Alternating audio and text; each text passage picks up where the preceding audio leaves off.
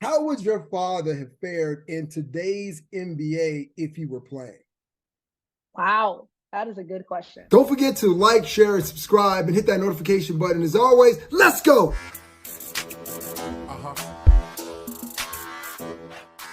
She's an NBA creator and producer. You can follow her on all social media platforms at Mariah C. Rose. Mariah, thank you for joining me. Thank you for having me. I'm looking forward to it. All right, so let's go ahead and get it started. Now, on TikTok, you are definitely blowing up, and you got to tell me about this Hoops for Hotties, and tell me, what is that about? So I started Hoops for Hotties just for fun, basically. I was already making content about basketball regularly, and then I noticed that my following was so male dominated, and I'm like, I know there's girls out there that would be interested in basketball if someone would just teach them. So I took the liberty of making PowerPoints about things going on in the NBA. I made NBA basics, like from positions to players you need to know, and just teaching it in a way that the girls can understand, because I feel like oftentimes women are discluded from, the conversations happening on ESPN or typical hoop conversations because people just assume when they're talking basketball, everyone knows exactly what they're talking about. So I break it down in a way that literally my mom, my grandma, my little sister, anybody could understand, just so that I have people to talk basketball with other than the typical basketball fan. And it's taken off. And clearly, I have a platform that's unusual with so many women that follow me, and it's a sports platform. So clearly, women are interested. It's just, using the right language to get everybody involved. How difficult has that been for you trying to transition the language and the verbiage for those women who have no idea what basketball is all about? Well, it's funny because when I was in college, a lot of my friends were in the sports program along with me, a lot of women. And we would go, watch the draft together, watch the finals together, things like that. And we would have some friends that are like, oh, that's so cool that you guys are in the sports. Like, I want to come, I want to go watch the game, I want to be involved. And I found it being a habit of mine to just kind of explain to them what was going on, what was happening, noticing, what clicked for them, what didn't, players that most people already know who they are and people who don't. So I kind of found myself doing that in my regular life. So it wasn't that difficult. Honestly, the things that take the longest are making my pretty little PowerPoints that I make to demonstrate everything. But as far as just explaining, when I'm around people all the time who don't know basketball, but I love basketball and that they think it's fun and want to get involved, it's easy for me to kind of translate that into social media. So now you stepped somewhat into the media spotlight, sort of like your father, Jalen Rose. But what was it about, just the spotlight of being involved with the media that attracted you to it? Because there are a lot of young girls and young women who want to get into a male dominant field, but you are jumping in with both feet.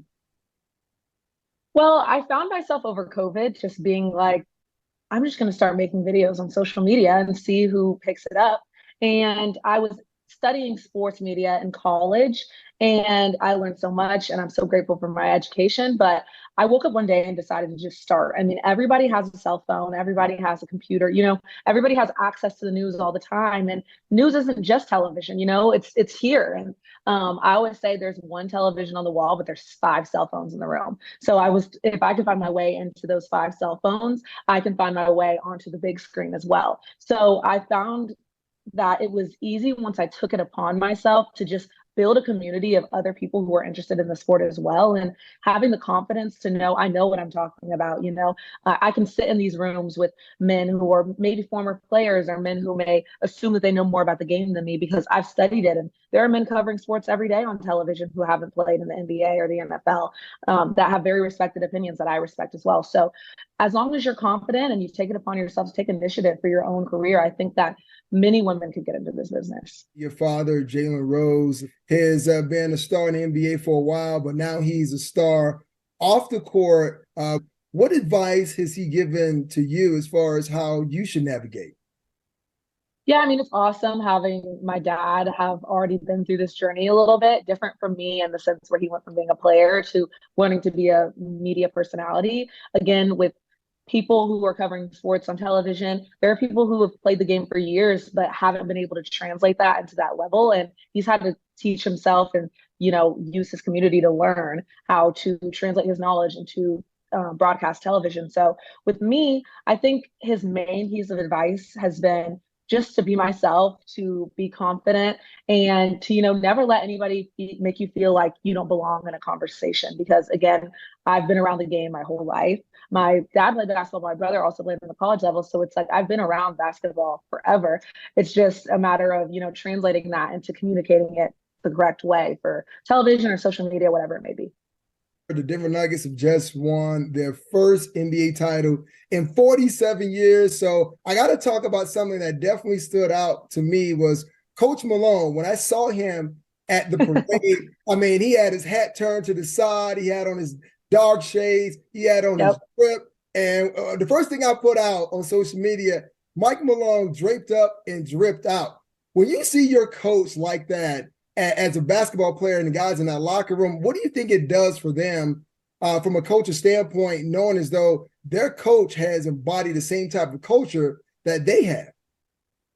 It's awesome when you have a coach, playing sports. Sometimes there's that generational divide between you and your coach where it's almost like, oh, they don't get it, whatever. Michael Malone gets it. Like my brother always says, Michael Malone is a G. Like he is cool. I mean, that's just what it is. And so when you feel like somebody understands you and you can understand them and they're coming at you on more of a personal level, it's easier to respect them and to buy into the culture because it's like, oh, this person gets me. Like they understand. And throughout the whole playoffs, he was fighting for them. He was fighting for their attention.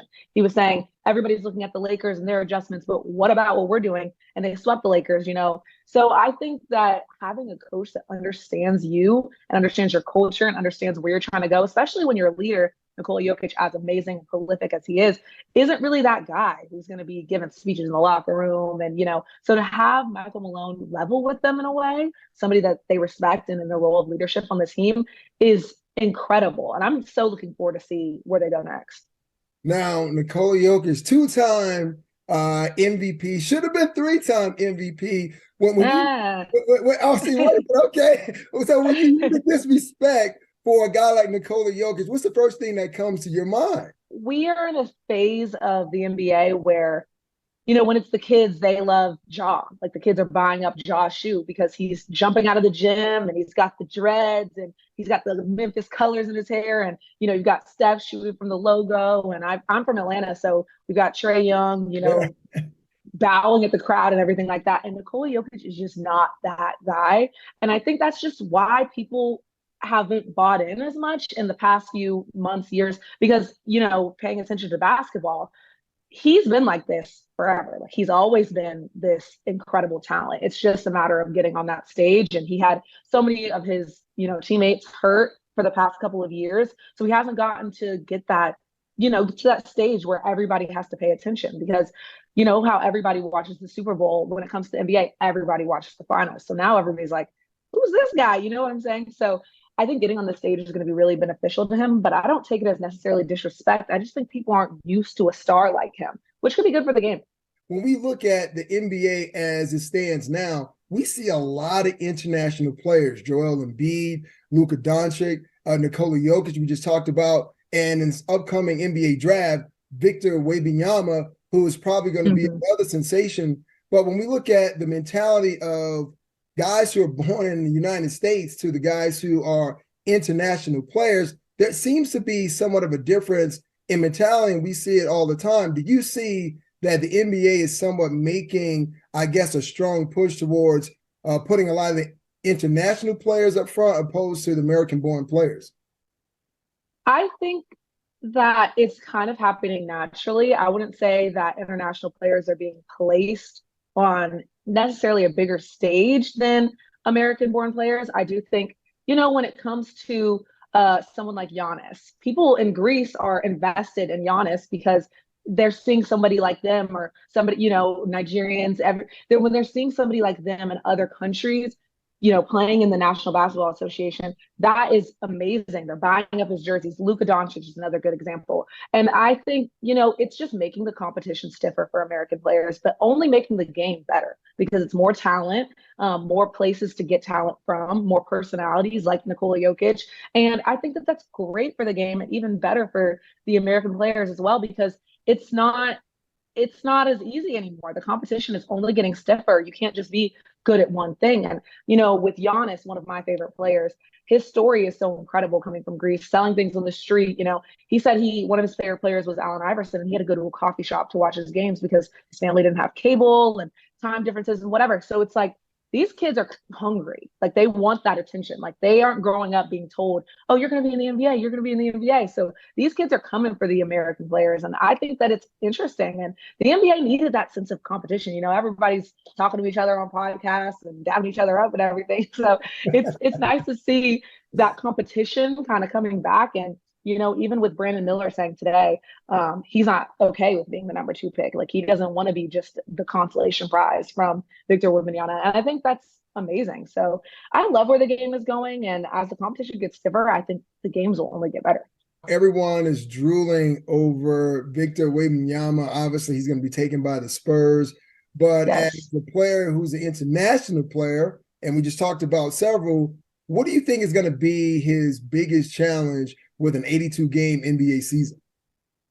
I think Victor Wembanyama is fascinating. We've never seen anything like him before. I mean, he is 7 foot plus and can shoot at the gym. He's incredible, and it's going to be so entertaining. A lot of people have said that his main issue with, an 82-game season, as you said, is going to be his frame. And, he's skinny. He's tall, but skinny. And that might be a problem for him as far as durability is concerned. I look at Giannis, like we just talked about, and, Giannis put on so much muscle in his first few years in the league, and now he's the NBA Superman. So I don't think that that's almost valid, just because he's going to have access to so many opportunities to stay durable. And I think that the Spurs are a good organization for that. I think his main issue in the NBA that I don't feel like enough people are talking about is this fascination with him, and is that people are so drooling over him. I'm like, I've seen a picture of him on my feed every 10 minutes of him holding a baseball or him taking the subway or things like that. And I think we haven't seen a prospect have this much attention since LeBron James, the chosen one. And one of the reasons I think LeBron James is so great is because he's lived up to that image of being the chosen one. And that's not easy to do. You look at other number 1 picks, Anthony Davis, Ben Simmons comes to mind, like, that didn't quite live up to the hype. And I think it's hard to live up to the hype as a number 1 pick. I mean, Nikola Jokic, that we were all talking about could be the best big man ever, was drafted during a Taco Bell commercial. So I think that almost that attention and that zeroing in on him and everybody just assuming, oh my God, he could be this and he could be that and he could be the next this person. But we haven't even seen him get on NBA court yet. So I think that pressure and that fascination with him is going to be harder to deal with than necessarily his frame or his body. Is LeBron James, in your opinion, the best player in the NBA to ever lace them up? If not, who is the best player? I think the GOAT conversation is quite interesting because it's a different generation. And I don't think that eras are as comparable as everybody wants them to be. I always tell my friends when we talk about this that I think LeBron James is the best basketball talent we have ever seen. And I decided that after the 3-1 comeback, Cleveland, this is for you moment. And I was rooting for Golden State in that series. But in that moment, I'm like, here, you got it. Like, and then to be in the finals all those years in a row in a league with the super Golden State Warriors at the time was incredible, because at times, especially without Kyrie, it was almost like he was by himself. So LeBron James, especially keeping the sweet, clean image and living up to all of this hype, is the best to me. However, when it comes to the GOAT, I can't deny what Michael Jordan did for the game, and that I'm wearing his shoes, or that even though I wasn't even alive when he won most of his championships, I've seen the games. I know exactly what happened. I've seen all the highlights. I've seen everything. I know so much about this person who played before my time. So I can't say he's not necessarily the GOAT, but I think there can be a GOAT and a best player ever conversation. I just think that people think it's more fun to debate, but that's how I feel about it. How would your father have fared in today's NBA if he were playing? Wow, that is a good question. I think he would have done pretty well, but it's hard for me again to compare eras, because then there's that like Kobe era that was going on, where I feel like in their time it was more choppy in the NBA. Like, they actually were like trying to hurt each other and actually like, fighting on the court, and stuff, which is so different from now. So it's Yeah. like almost that level of grit that players back then had would definitely look a little different today. Even like the competitive nature of my dad and everything. But it's hard for me to compare because I don't think you can just pluck people out of their era and put them in a new era because what team would he be still playing, like for the Pacers or the Bulls? What situation would he be in? Who would his star be? Would he be in a star role? So there's so many questions associated with that I can't really answer that, even though that's annoying. But I just feel like all the eras are so different that it's hard for me to just pluck players out and put them in new eras. I'm just going to go down and mention a couple of things, and you tell me the first thing that comes to mind. The one thing that jumps out right away is Suns guard Chris Paul, who was doing his book tour, and he found out once he got on the set of Good Morning America, I believe that's what it was, that yes, there were trade rumors about him now being shipped to Washington. What was the first thing you thought about when you heard Chris Paul finding out or saw Chris Paul finding out for the first time? I felt sad for Chris Paul, honestly, because, first of all, finding out on the way to Good Morning America is not worse than finding out in the middle of a game. So I don't feel that bad about that.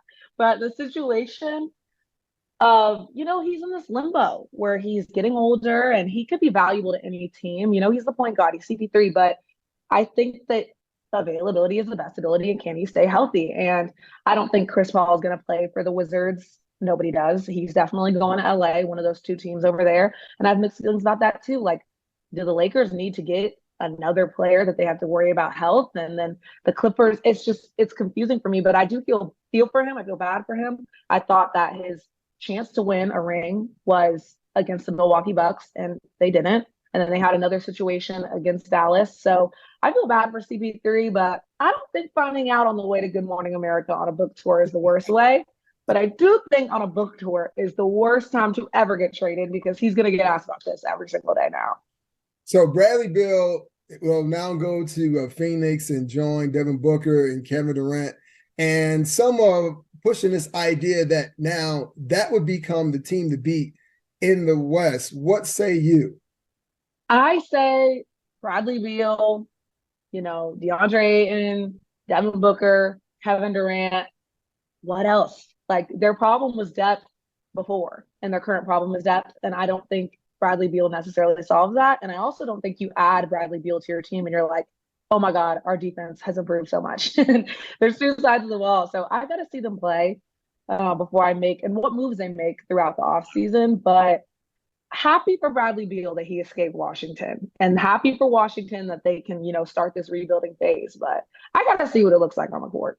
It's funny that you phrase it that way, happy that Bradley Beal escaped Washington because that's exactly what Washington seems like. It's a black hole. It's where NBA teams ship you when your career is definitely over. So happy for Bradley Beal for sure. But Damian Lillard, he seemed as though he's in a similar situation in Portland. And should Dame leave Portland or should he stay? I get asked this question a lot, and my answer is the same every time. It doesn't matter if I think he should leave or he should stay because he's not going anywhere unless they push him out. It's like I always joke, it's like that couple at your school that just keeps getting back together. Like at this point, Dame is staying in Portland, and we need to accept it. He's told us a million times, I don't care about ring culture. I don't care about any of that. Loyalty, I respect the grind, whatever, any chance he gets. So unless Portland decides it's time for something new or a new day in Portland, he's not leaving. Now, would I love to see Dame? And I would love to see Dame in Miami if I had it my way. Yes. However, he embodies Heat culture. However, I don't see it happening. I don't think Portland is going to get rid of their guy, and I don't think Dame is going to break up with Portland. So I'm done. I'm done with Dame. Until he says he wants to leave and he's taking his talents to South Beach, I'm over it. Wait, come on, Mariah. Let's be totally honest. I know, a lot of players speak and say things in front of the camera just for the camera purposes. But you got to think, Dame watching so many other superstars win a title. He watched in his own Western Conference, Nikola Jokic and Jamal Murray win the NBA title. That's got to be egging him to say, man, I need to get out of here because I cannot win in Portland? I just think maybe he's found himself in a situation where he's comfortable, or maybe he truly believes that one day, as he said, don't let us win a ring in Portland. But I mean, every single year of his career, a player has won the title.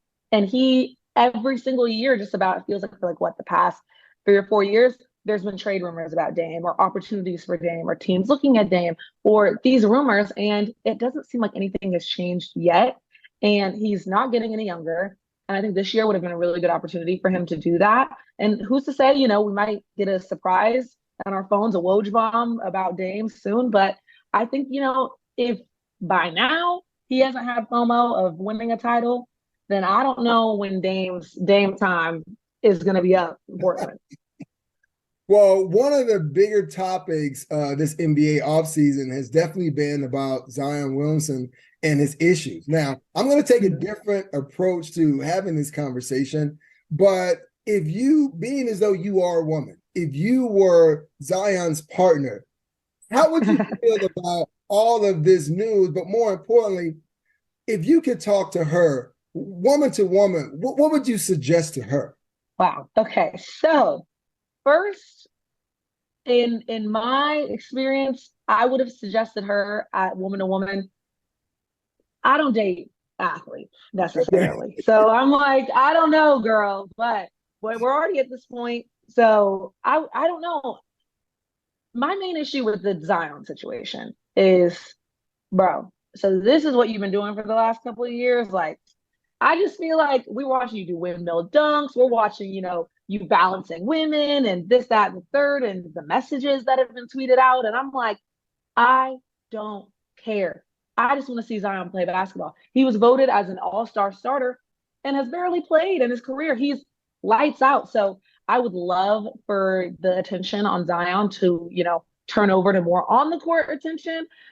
But Zion is perplexing to me because I'm like, are you hurt? Are you not hurt? You're doing dunks. You're having these Twitter battles. You're having these situations. It's just like everything surrounding Zion is never basketball related, and it's quite frustrating. But as far as their situation, that I just hope I never have to hear about it again, and they keep it at home. Apparently, we've had 2 weeks of tweeting in a row, or the woman has been suspended from Twitter. I don't know. I'm over off the court news from Zion. I'm trying to see Zion Williamson on the court. If you are the Pelicans ownership and management, is that keeping Zion on the team in the building, or are you looking to move him? I go back and forth about this because when you have a generational kind of star like Zion, as I just said, he was an all-star starter and barely has even played in his career. Kids are, buying his stuff from Jordan, and he's Zion. There was a Zion cam following him around when he was in college playing in March Madness. So, it's hard to let something like that go once you've got it, especially since they, there was conversation. Could John Morant be the number one pick? That draft class is having a hard time, but nonetheless, I digress. I think that Zion, it's a sticky situation, but I would give it a year and see if they can trust him, if he can get his body right. And if he doesn't, I don't know when he is going to, because it almost seems like he's in a situation where, because of us holding on to kind of the past and the glimpses we get from Zion, he can do whatever he wants. And I think maybe getting traded might be the best thing for him to, kick it in gear. Like, I have to earn my spot like everybody else. So I think it's a sticky situation because you don't want to let Zion go, but you might have to in the future. Mariah, thank you for joining me. Make sure you check everything that Mariah is doing out, especially on TikTok, at Mariah C. Rose. You definitely want to check out her hoops, her hotties on TikTok. Mariah, thank you for giving me some of your time. Thank you for having me, Nick. It's been a great time.